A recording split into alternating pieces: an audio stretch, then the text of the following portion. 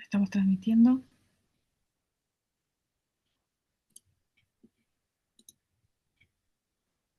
Estamos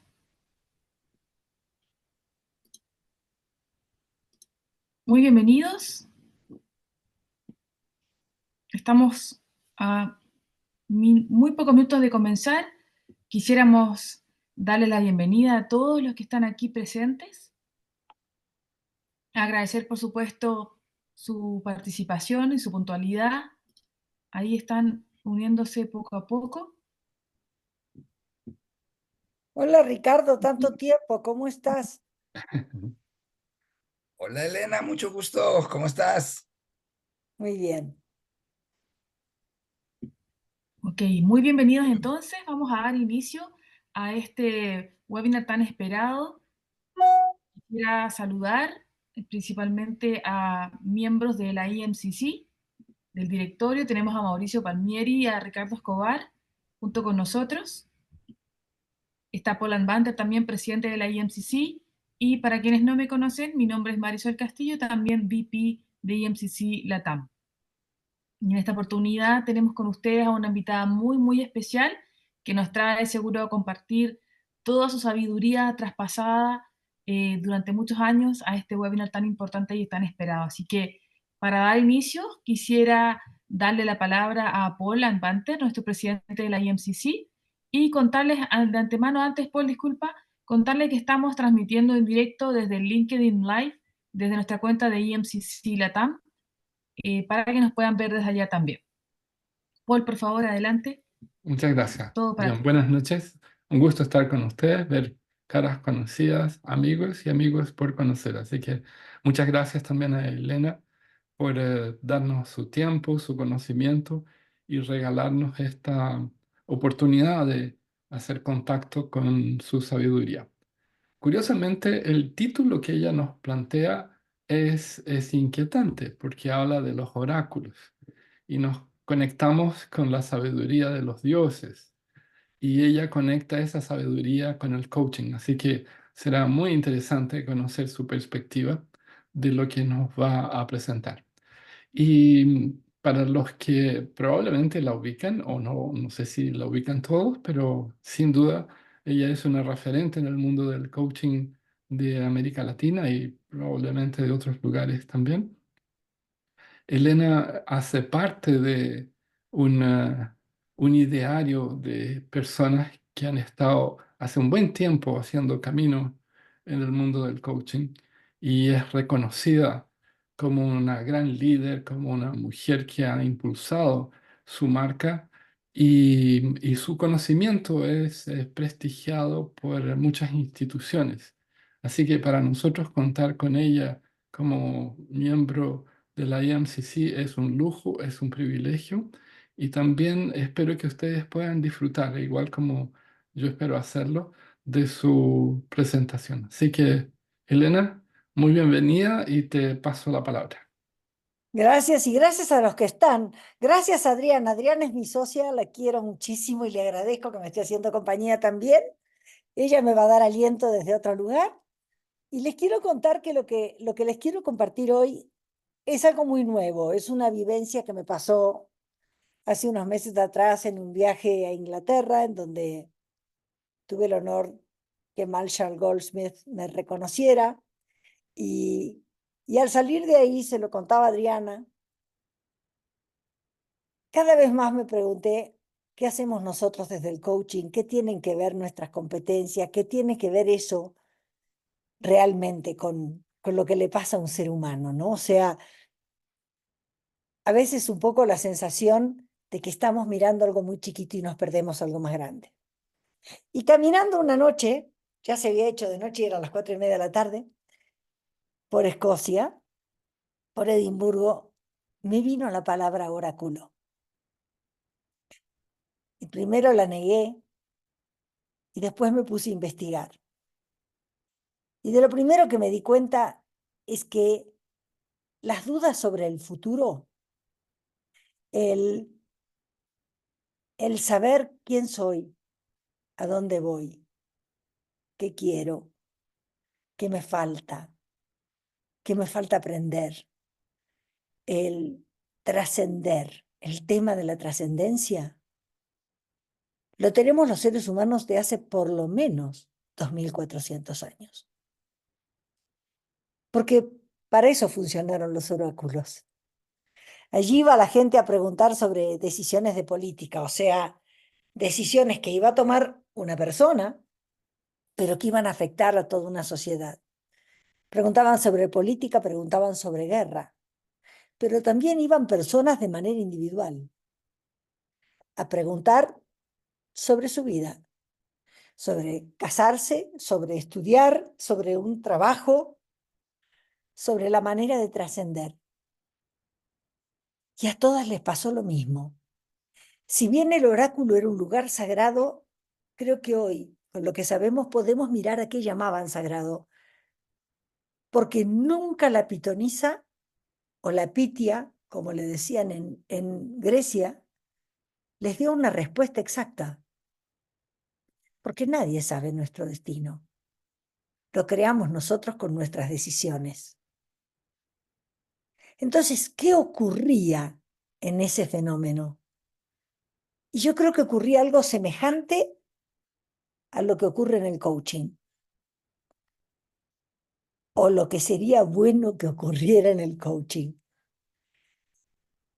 Hay alguien profundamente comprometido con saber, con tomar una decisión. Yo creo absolutamente que el coaching es un modelo de aprendizaje.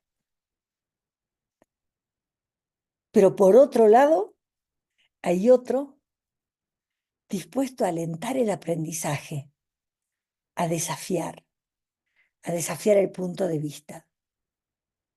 Pero siempre la decisión, siempre es individual. La verdad, por lo menos hablando de Delfos, la decisión nunca fue de Apolo. Nunca. Apolo no fue el que decidió. No fue la Pitia. Fue la gente. Entonces me empecé a preguntar qué condiciones tenía una Pitia. Y me gustaría que habláramos de eso, de este fenómeno del oráculo.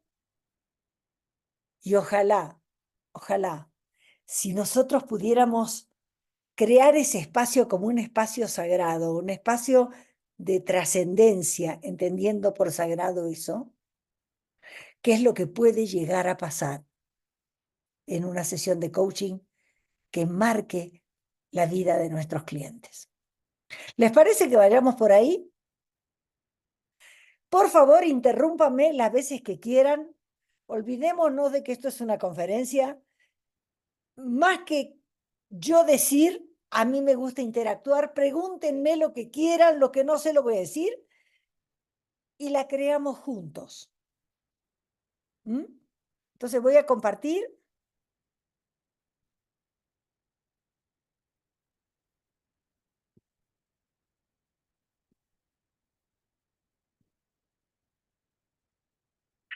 Y vamos por acá. Bueno, esto es lo que queda del templo de Apolo en Delfos. Yo no sé si ustedes han ido, pero Delfos es un lugar muy especial. Parece ser que Apolo se dio unas vueltas por la zona, le discutió esta tierra a la diosa Gea,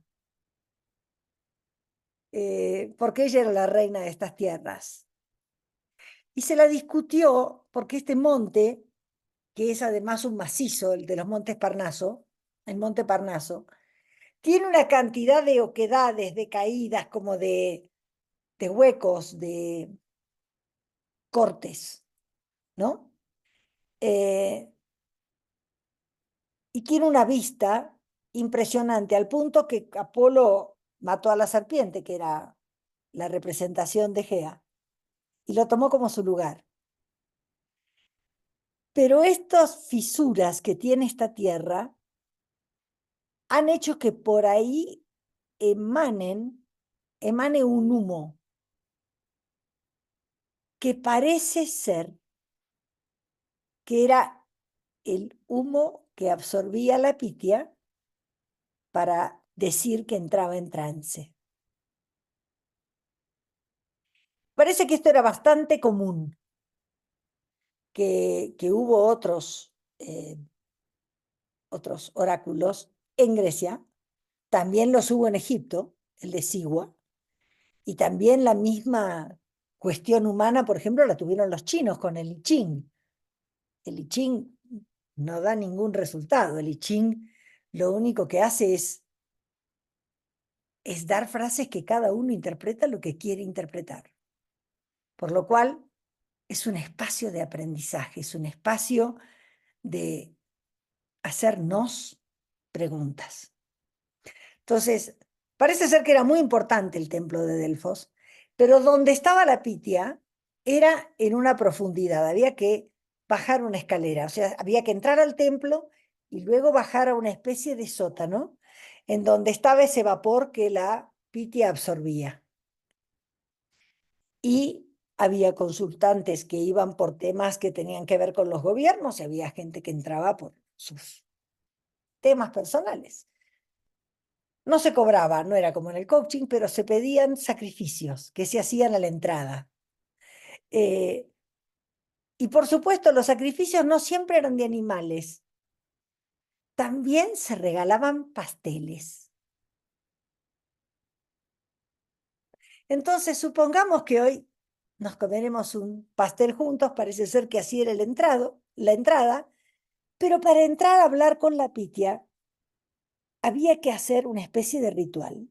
Uno era bañarse en las aguas del arroyo que nutría a la fuente de Castalia, que estaba muy cerca. Había que entrar limpio, refrescado.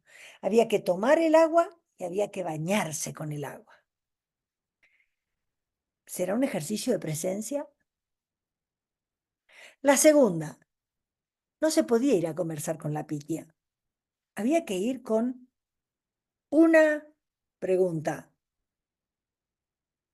Una. Si no, había que salir, volver a venir, regalarle otro pastel o matar otro animal. Y entonces ahí se podía volver a hablar. Las preguntas era una sola.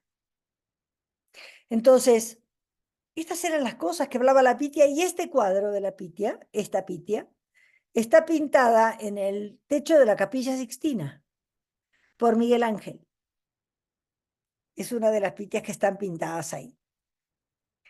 Veamos una de las grandes preguntas de un ser que creo que conocemos por lo menos de nombre todos, y fue Pitágoras. Pitágoras se acercó al oráculo con esta pregunta: ¿cuál es el propósito de mi vida? ¿Y hacia dónde debo dirigir mis pasos para alcanzar la verdad y la realización? Y la Pitia, después de hacer su escena de que se conectaba, le contestó: en la danza eterna de los números, las estrellas y la música, hallarás la clave de tu destino. Tu senda está marcada por la búsqueda incansable del conocimiento y la armonía. En los misterios del triángulo y el cuadrado encontrarás la luz que ilumina el sendero hacia la comprensión del universo y la perfección del alma. Avanza con fe y determinación, pues en cada paso que des descubrirás un nuevo horizonte de sabiduría y trascendencia. ¿Qué entendió Pitágoras? Me tengo que dedicar a las matemáticas y a la música. La música es una forma de matemática. Tiene una matemática que es la base y la que crea su armonía. ¿Cómo él hizo para que a través de eso él pudiera imaginar las conexiones con el universo, describir reglas universales? Fue su trabajo. Y lo que le recomendó de alguna manera es: hazlo, aprende, avanza con fe, con determinación. porque en cada paso vas a seguir aprendiendo. Entonces, si miramos, yo le encuentro un gran parecido a lo que pasa en una sesión de coaching, porque en una de esas nosotros, parafraseando, hubiéramos dicho, claro, hablaste de que te gusta la matemática, hablaste de que miras el cielo, hablaste de la música, todo ello tiene un lugar común, ¿o no? Pregunta, ¿encuentras algo común? Y hay un llamado a la acción al final. Avanza con fe. Entonces, yo no sé si les pasa a ustedes, o me pasa a mí y me pasa por no ser una muy buena coach, pero fundamentalmente, no tanto en mi consulta porque trabajo con empresarios, pero cuando escucho conversaciones para juzgar, encuentro algunas cosas que no sé si a ustedes les pasan, en las cuales el consultante viene a decir, quiero hacer gimnasia y no sé por qué no la hago. ¿A alguien le pasó alguna vez o a mí sola me pasó una sesión como esas? ¿Les pasó alguna vez? Y nosotros coachamos eso. Entonces, yo me preguntaría qué le diría la Pitia a un tema así. Porque la Pitia también echó gente. La Pitia también le dijo, no tengo respuesta para ti. ¿Qué faltó en esa pregunta? ¿Qué faltó en ese no hago gimnasia y quiero hacerla? Tal vez faltó distinguir más profundamente por qué es importante hacer gimnasia. ¿Qué te mueve? ¿Te mueve la belleza de tu cuerpo? ¿Te mueve tus ganas de tener salud? ¿Te mueve un compromiso social? ¿Qué te mueve? Y allí yo aprendí con Fernando Flores una gran diferencia entre el compromiso y la inquietud. En inglés, que creo la palabra inquietud es mi traducción, pero en inglés es concern.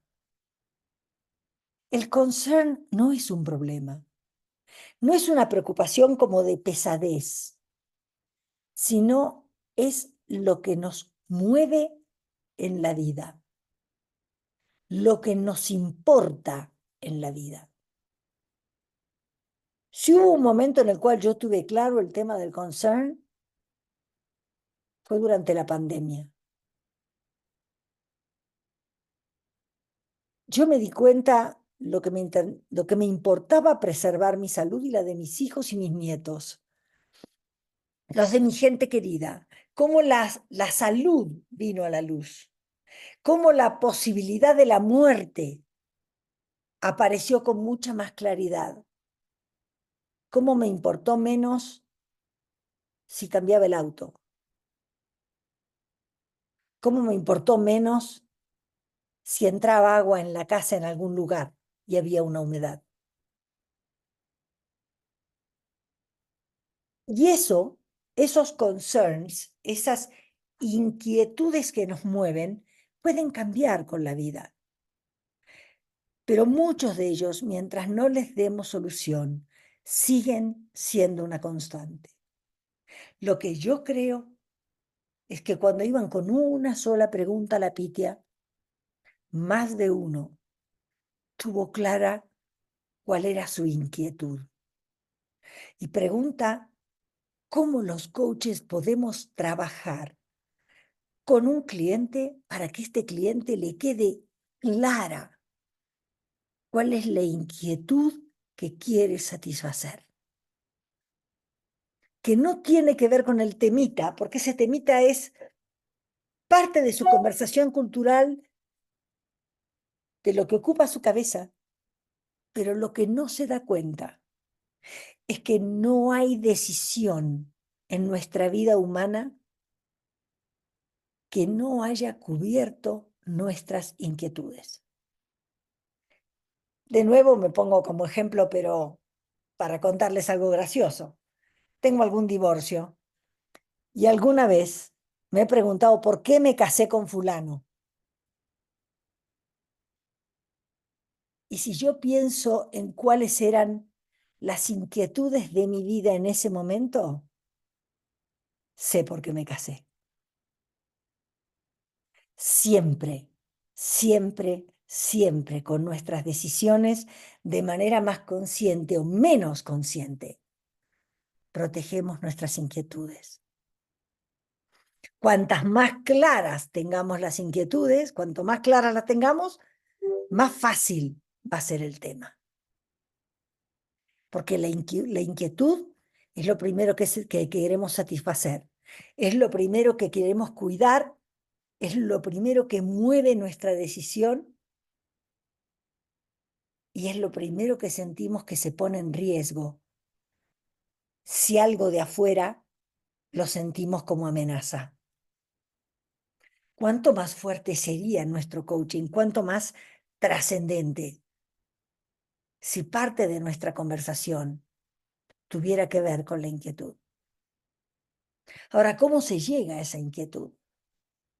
¿Qué manera de ser requerimos de un coach para que aparezca el contexto en el cual alguien pueda atreverse a mirarse de tal manera que aparezca su inquietud? Este es un tema que parece ser que las pitias tenían, pero que a mí me movilizó seriamente el coaching en mi vida. Porque más de una vez, cuando hablamos de relación y de intimidad, empecé a preguntarme qué es relación, a preguntarme qué es intimidad. Y una de las cosas que me di cuenta es que muchas veces creemos que intimidad tiene que ver con el trueque, con el intercambiar información.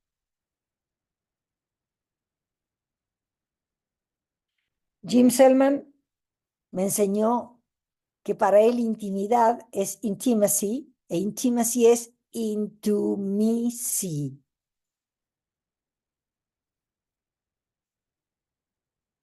¿Y qué se requiere para que podamos dejarnos mirar por el otro, dejarnos mirar en la intimidad, en lo más nuestro? Tal vez lo primero que se requiere es la empatía. Y creo que el coaching trae este modelo de quiebre al mundo. Trae un quiebre en cuanto a cómo interpretamos relación, a cómo interpretamos intimidad. Porque en la empatía lo que se requiere es ser capaz de comprender, pero comprender de acá, del cuerpo, no comprender con la cabeza, no entender. Y experimentar las emociones, los pensamientos, la manera de relacionarse del mundo que el otro tiene. Y desde sus zapatos, sentir cómo se siente. Eso crea una conexión genuina y un gran respeto por su experiencia y su situación. Cuando a mí me dicen, yo no sé si pasa con ustedes también, como que hay una lucha entre la psicología y el coaching, por ejemplo, a nivel de relación, es totalmente diferente. Porque el coach no va a ser un juicio para encasillarnos en un nombre de una alteración o una enfermedad. No va a escucharnos para ver cómo resuelve. Hace eso, nosotros no. Nosotros, para poder generar ese contexto en donde el otro se pueda mostrar, tenemos primero que poder mostrarle que podemos comprender, sabiendo que eso que sentimos no es nuestro. Ahora, lo de la empatía lo trabajaron muchos autores y sobre todo filósofos. Adam Smith dijo que era la capacidad de comprender los sentimientos.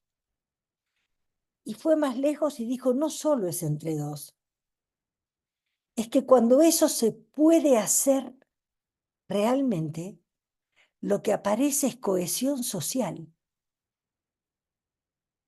O sea, que la empatía es capaz de producir capacidad de convivir y genera relaciones éticas, porque da un lugar de dignidad a cada persona.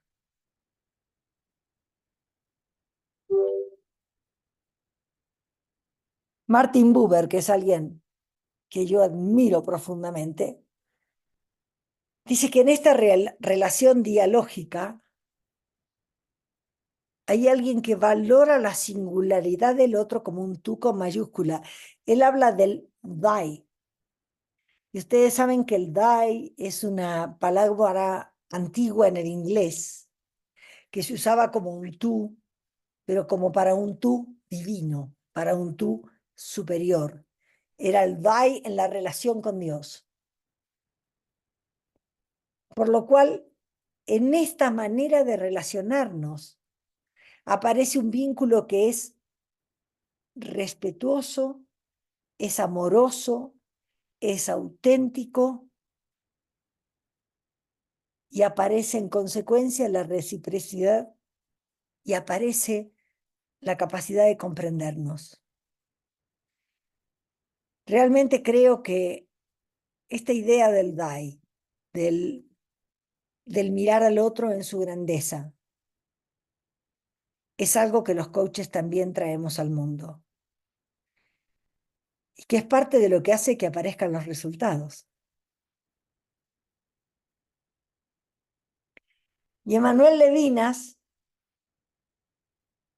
se pone un poco más desde el lugar de la ética y habla de la responsabilidad ética del encuentro con el otro,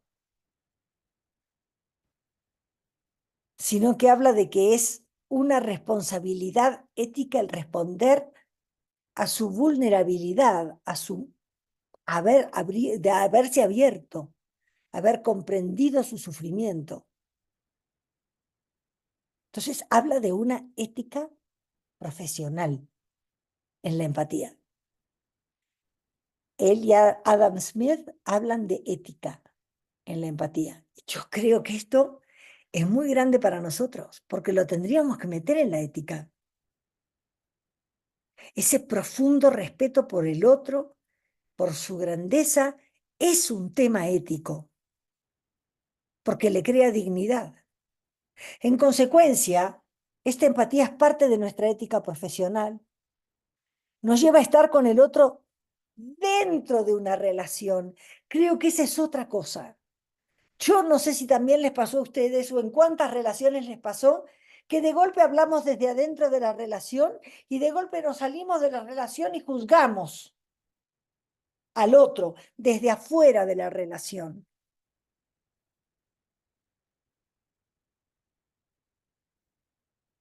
¿Dónde nos tenemos que ubicar como coaches? ¿Dentro de la relación o afuera de la relación? ¿Qué pasa cuando estamos en la relación? ¿Cuánto más comprendemos? Aún sabiendo que es prestado y sabiendo que el otro puede ser más grande que lo que está mostrando, desde el lugar de la comprensión y desde el respeto, desde ese lugar poder desafiar su mirada para que encuentre un lugar de poder, un lugar de elección, desde el cual poder construir lo que quiere construir. ¿Cómo vamos? Muy aburridos, me gustaría escucharlos. ¿Muy aburridos? ¿Cómo vamos? Hermoso, Elena, me encanta. Muy profundo lo que hablas. Está muy bien, está muy interesante, Elena, muy interesante. La ¿Alguien conversación que tiene está haciendo. algo que decir? ¿Se le cruzó alguna nube negra con lo que digo? Ricardo. Sí, fíjate que me quedé pensando en este tema del oráculo y de todo lo que el que iba al oráculo tenía que hacer para poder escuchar esa pregunta que le iba a ayudar. O sea, no es que comprabas un ticket, o sea, esos oráculos estaban en un sitio en el cual era difícil accesar. El hecho de que sí tenía que hacer como una ofrenda, eh, Bañarse. bañarse, lo cual de pronto no habla de pureza, pero sí de abrirse, etcétera, y era mucho lo que tenía que hacer, o sea, digamos, no era una posición pasiva, sino tenía que ir de una manera como muy abierta para poder procesar lo que la Pitia le iba a decir. Sí, Ricardo. ¿Qué pasaría si tu cliente llegara así a verte? Claro, a mí la parte que me hace sentido con el coaching es que, bueno, al fin y al cabo todo lo hace el coachee, o sea, en cierto sentido nosotros estimulamos un proceso en el coachee, pero el coachee no es una persona pasiva que se sienta a escuchar nuestra supuesta sabiduría ni nada por el estilo, no va por ahí, ¿no? ¿No? Y, Claro que y, no. y digo, bueno, eso me hizo acordar un filósofo que decía, no existen los maestros, lo que existen son los discípulos abiertos a aprender, y cuando están abiertos a aprender, aprenden pues de todo un poco, ¿no? Sí. Además, la Pitia nunca te dijo lo que tenías que hacer. La Pitia largaba una metáfora y arréglate como puedas, ¿no? O sea, Exacto. pero también la Pitia se preparaba. Yo no digo que hagamos lo mismo, ¿eh? Pero la Pitia tenía un proceso de aprendizaje en esta especie de conexión con lo que ellos llamaban los dioses, que yo diría ese quedarse como en blanco para ver cómo entro contigo en la relación. No podía tener algunas distracciones. Por eso dije, no es para nosotros. Las pitias eran vírgenes y se morían vírgenes. No es para nosotros. ¿Está? Eh, Tenían también que cumplir con una serie de requisitos en cuanto a su limpieza, y no podían tener otras preocupaciones, sobre todo cuando iban a sentarse. Ellas también en su baño dejaban afuera todo lo personal para poder entrar en esa conexión. O sea, hay una creación de contexto que a mí me parece maravillosa.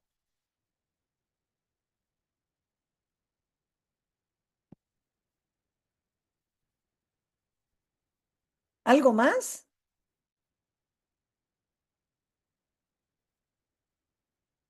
Seguimos. Pueden reclamar, cuando quieran. Por favor.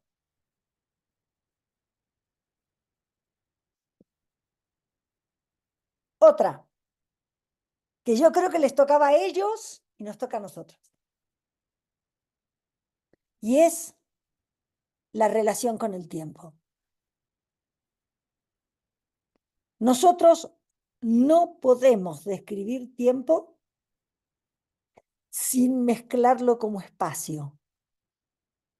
Tenemos que decir, el tiempo es la medida de lo que se tarda en ir de un lugar a otro. Porque si no caemos en San Agustín y decimos, el tiempo lo inventó Dios, lo cual no definió tiempo. Entonces, la objetivización del tiempo en el reloj o en el calendario es un hecho humano. Pero lo que no podemos negar es que el tiempo adquiere significado en nuestra experiencia. ¿No han tenido momentos que parecieron eternos? ¿No han tenido momentos que no sabemos cómo se nos fue el tiempo? Entonces, ¿qué nos está pasando hoy? Que la mayor parte de nuestras decisiones o de nuestros sueños tienen que ser para mañana. Porque si es a 5 años, a 6 años o a 10 años, siento que pierdo poder. ¿Qué pasa?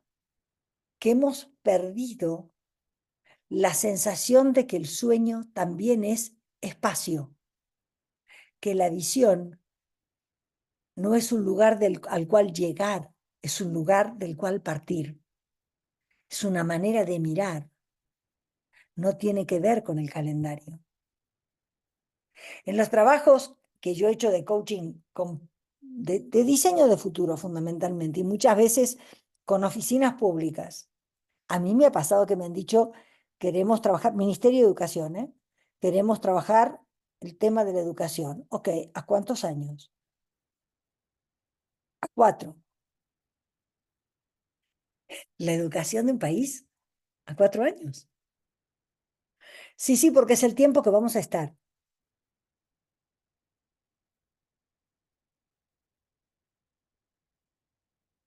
No sé si les pasó, pero se nos acortó el tiempo. Eh, Hubo se deben acordar, en el 2012, eh, un hecho maya, ¿no? Que decían que el 21 de diciembre del 2012 se acababa un calendario, el del hombre de maíz. Muchos creyeron que se acababa el mundo. El hombre de maíz fue el cuarto hombre. O sea, se acabaron 3 antes. Este fue el cuarto. Y estaremos en un quinto y en un sexto. Pero lo que a mí me asombra es que esto del hombre de maíz fue 2400 años atrás, exactamente el mismo tiempo en que estamos hablando del oráculo de Delfos. ¿Qué pasaba con esa gente que podía imaginar a 2400 años? ¿Qué nos pasa a nosotros si pensamos a 2400 años? ¿Qué nos pasa en la ecología y en el cuidado del mundo? Si no empezamos a pensar a más largo plazo, si no empezamos a pensar en los sueños y en las visiones como espacio, no como tiempo, como el espacio en el que queremos vivir y que queremos dejar. Alguna vez, trabajando en coaching social con indígenas, con celtales, en la zona de Chiapas, uno de ellos me vio que iba a pisar qué sé yo, para mí era un yuyo, y me dijo, no, no pise ahí, eso que está creciendo ahí es una ceiba. Te juro que eran 2 hojas en una ramita de esta altura.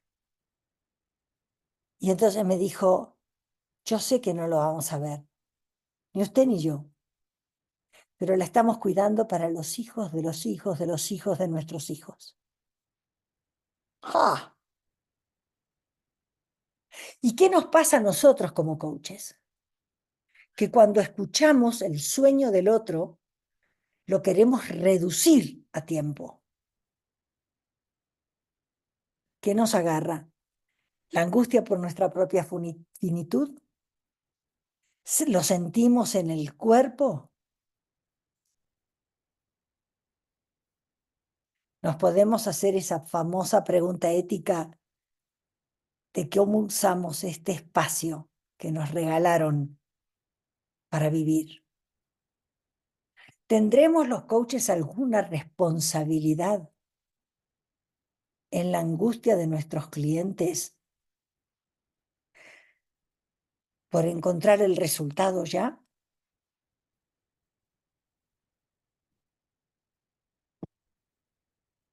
Si nosotros pensamos en la palabra futuro es el tiempo que nunca va a llegar. El futuro de hoy es mañana a la mañana y mañana a la mañana yo voy a decir que el futuro es pasado mañana. Pero ese espacio de posibilidad infinita y de potencialidad que no se materializa así, la única manera que tenemos para construirlo es con nuestras decisiones de hoy. El momento que vivimos hoy es producto de las decisiones de nuestra vida de los últimos 10 años mínimo. ¿Qué decisiones van a construir nuestra vida de los próximos 10 años?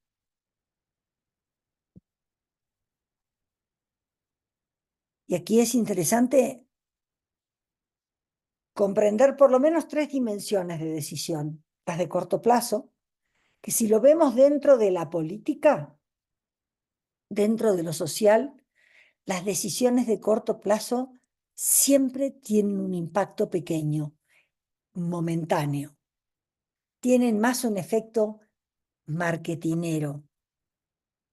Yo no sé si les pasó a ustedes, pero estoy cansada de tener clientes ejecutivos que cuando les pregunto, ¿y cuál es tu visión de acá a 5 años? Su respuesta es mirar el escritorio, todas las carpetas y papeles que tienen y me dicen, ¿te parece que puedo pensar a 5 años con el bodrio que tengo delante? La verdad es que si lo que yo soy es una resolución de problemas, estoy viviendo para arreglar pasado, pero me estoy creando nuevos conflictos para el futuro. Entonces, la decisión a corto plazo tiene un impacto que tiene que ver con el marketing de poder decir cumplí. Síganme comprando. Las de mediano plazo, 5 años, 6 años, requieren de mí otra cosa. Requieren de mí la relación del futuro como espacio, no solamente como tiempo. Requieren una mirada de los equipos. Requieren una mirada de la gente que está a mi alrededor y del empoderamiento, o sea, de que esa gente se sienta poderosa, elija ese mismo futuro para que lo sigan construyendo. Y a largo plazo es la generosidad y la grandeza de construir para aquello que en una de esas yo no voy a poder ver. Como la famosa educación, la ley de educación libre y laica. Voy a hablar de la Argentina, Sarmiento, 1880. Cambió la Argentina.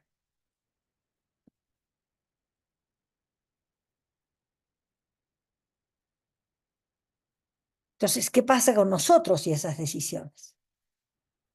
Y el otro tema tiene que ver con las circunstancias.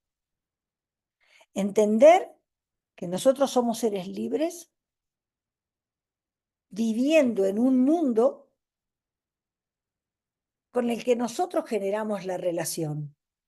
Esa relación se manifiesta en nosotros a través de estados de ánimo, pero no podemos tener control sobre lo que sucede en el mundo. ¿Qué capacidad tenemos nosotros para observar dos fenómenos? Las emergencias y las contingencias. ¿Qué son las emergencias? Algo que ocurre y que drásticamente altera nuestra percepción del tiempo y hace que eso que emergió, para mí, o lo acelera o lo detiene.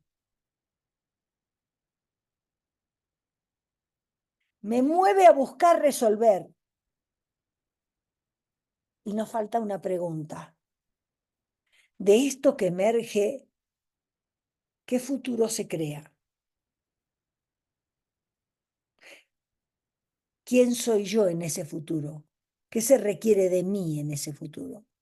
La emergencia marca un cambio. La contingencia es cómo yo me relaciono con ese evento imprevisto o no planeado para el que no tengo una fecha segura, que me enfrenta a la incertidumbre, que me enfrenta al cambio, que me mueve, puedo usarlo para cambiar. Y les traje una foto para ver si lo podemos mirar. Esta foto es de un cuadro famoso de Miguel Ángel, uno de sus últimos cuadros. Este cuadro es la ascensión de Cristo, ¿no? Si ustedes se fijan, el cuadro está dividido en dos partes, está cortado, lo siento, pero ustedes tienen aquí algún profeta y alguno de los apóstoles sentados arriba de una montaña. Se le ven un cachito de los pies a Cristo que está ascendiendo, ya está en el aire. Es una zona con luz. La parte de abajo es una zona más oscura. Y parece que hay personas que están haciendo algo. ¿Son testigos de la ascensión?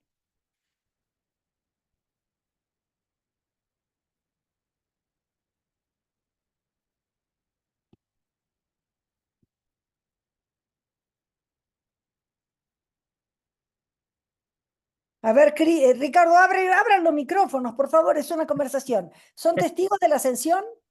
Pues aparentemente se están mirando entre ellos, más que Ah. ¿Están mirando a Jesús? aparentemente no. Ok, Están mirando al niño que tiene los ojos para atrás. sí, señor. Esto puede mostrarnos lo que pensó Miguel Ángel, ¿no? En realidad, ese es el niño que realmente está viendo a Cristo. ¿Lo ven? Que tiene el dedo y que está asombrado. Es el que lo ve. Es el que aparentemente está diciendo, ¿lo ven a Cristo ascender? Y los demás, hay uno que parece explicarle al otro, este chico dice que, hay otro que señala para arriba y le dice, ¿en serio qué estás viendo? ¿Lo ven? ¿Cómo esto nos cambia la percepción?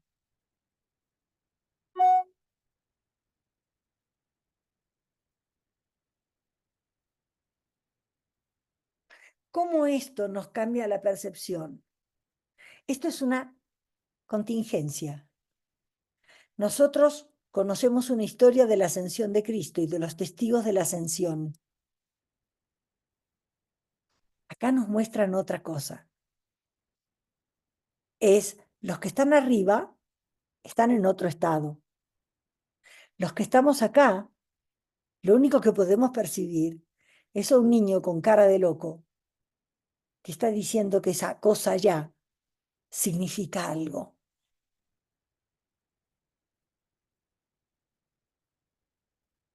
Pensemos que Miguel Ángel logró venderle este cuadro a la iglesia.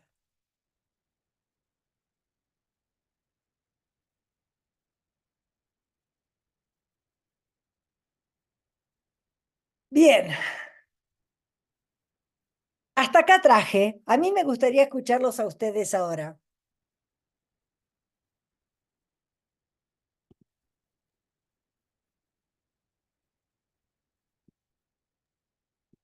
Hola, bueno, yo voy a comentar, ya que nadie habla. Bueno, ¿qué tal? ¿Cómo están todos? Hola, Elena, un gusto saludarte de nuevo. Hola, Verónica, qué gusto. No, a mí lo que se me vino a la cabeza, me acuerdo siempre de Humberto Maturana, que él siempre decía que el tiempo y el pasado, y el futuro eran construcciones lingüísticas, que en realidad no existían. ¿Mm? Y me remitió mucho lo que dijiste, me resonó ahí, porque la acción permanente de vivir el presente es lo que nos hace ir a un sentido o el otro sentido, que deviene en futuro, pero en realidad es una construcción nuestra, eh, ya sea corto, mediano o largo plazo y determinada por la acción, ¿no? Siempre, en nuestro hacer, pero de hoy. Entonces, esto que vos decías de mañana a la mañana, hoy es futuro, pero cuando llegue mañana a la mañana ya va a ser presente y lo que estemos haciendo ahí es lo que va a determinar la siguiente mañana y así sucesivamente, pero está todo acá, es una construcción nuestra, eh, que cómo hace que nosotros tengamos esas relaciones a veces tóxicas, ¿no? Con el futuro y con el pasado y que nos llevan a armar unas historias que nos vendemos a nosotros mismos unos cuentos y de ahí nos constituimos, ¿no? Pero Bueno, a me ver, sonó mucho eso. ahí me gustaría agregar algo. El lenguaje nos hizo quienes somos, pero al mismo tiempo es nuestra jaula. Nosotros pensamos con palabras, fundamentalmente. Y las palabras nos crean imágenes que hay que ver hasta qué punto son reales, ¿no? Yo mañana estoy vendiendo una propiedad. Es verdad que esa propiedad es mía. Sabe la propiedad que es mía.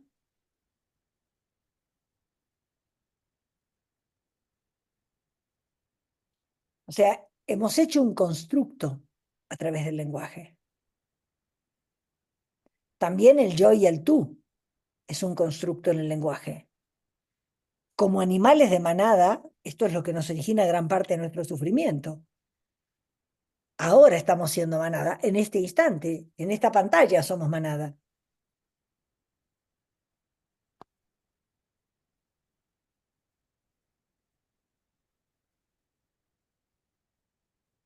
Paul,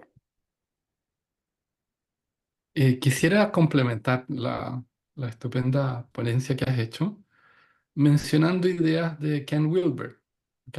sí, Y Wilber menciona que hay que tomar cuidado para puntualizar lo de el lenguaje construye realidades y esas realidades eventualmente son subjetivas.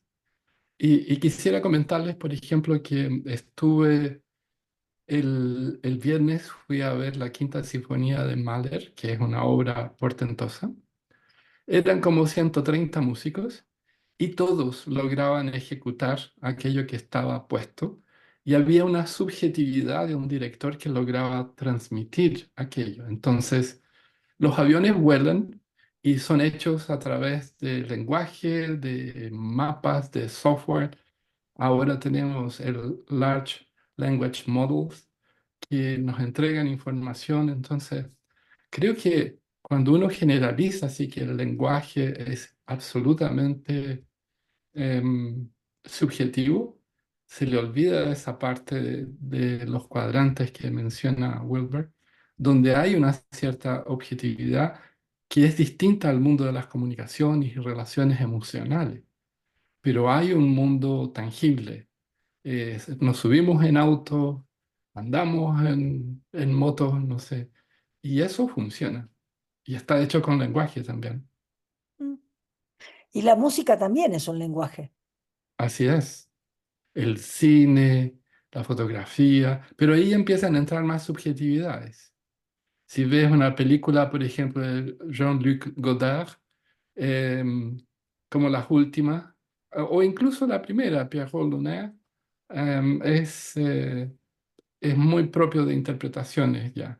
Pero acá estoy hablando de cosas objetivas que usamos. O sea, los teléfonos funcionan.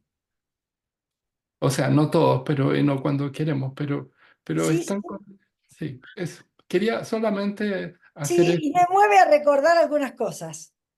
Fernando Flores decía, la electricidad no la inventó Dios, el Internet tampoco. O sea, los seres humanos hemos sido capaces de crear muchísimas cosas. Sí. Todavía no hemos sido capaces de crear maneras de convivir. Y nosotros nos dedicamos a eso. Muchas gracias. Hay algo en lo que nosotros hacemos que nos metimos en un hermoso berenjenal. Y que yo creo que ahí tenemos para trabajar un montón, ¿no? En esa parte subjetiva.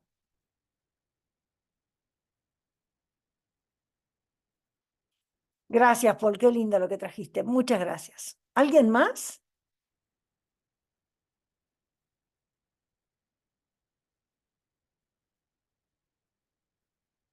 Parece que no.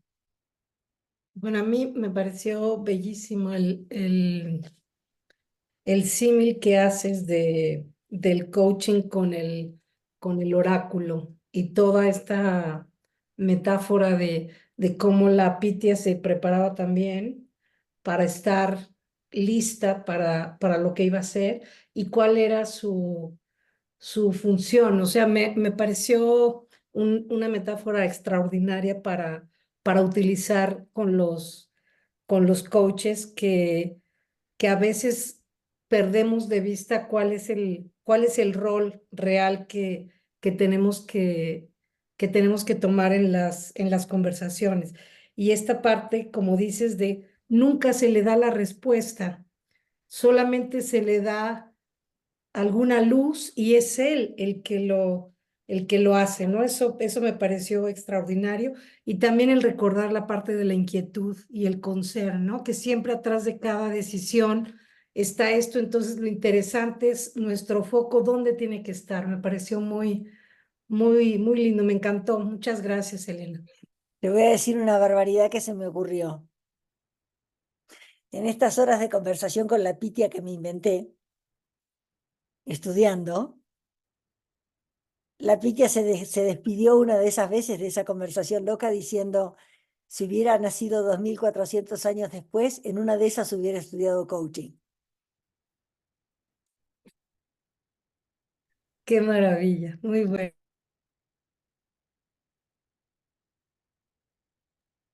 Yo ni te digo lo que en este momento me pasa, voy a compartir con ustedes algo personal. Tengo como un cosquilleo muy grande en la panza, porque yo trabajo en Oracle, es una empresa que se llama Oracle, que es oráculo en inglés. Muy bien, sí. Y cuando tomo esto, digo, ¡ay! ¿Qué estamos haciendo, no? Qué significante el nombre. Y dije, ¿viste cuando te empiezan a caer las fichas de millones de cosas? Y bueno, así que gracias, Elena, porque es impresionante. Estoy con unas mariposas en la panza, no sé. Qué Qué lindo, responsabilidad. gracias, me emocionaste. No, vos me emocionaste con lo que trajiste. Gracias a ti. ¿Algo más? ¿Alguien más quisiera comentar algo? ¿No? Ok. No. No. Entonces, Bueno, sí. ¿tú?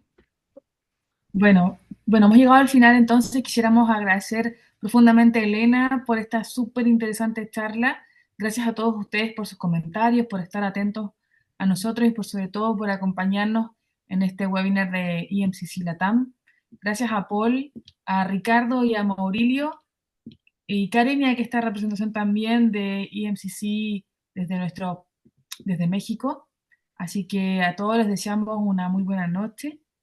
Que descansen y nuevamente muchísimas gracias, Elena. Esperamos volver a tenerte con nosotros, nuevamente acá con EMCC y hacer muchas más cosas juntos. Sí. Para mí Una, es un honor. una Muchísimas gran oportunidad para todos nosotros de conocerte acá y tener el privilegio de escucharte. Así que muchas gracias de corazón y hasta la próxima. Un Hasta gusto pronto. todos ustedes. Hasta Hasta la pronto. próxima. Hasta pronto. Chao, buenas Gracias, noches, Elena. gracias. Gracias. Buen Gracias, descanso. Elena. Chao, Chao. chao. Chao.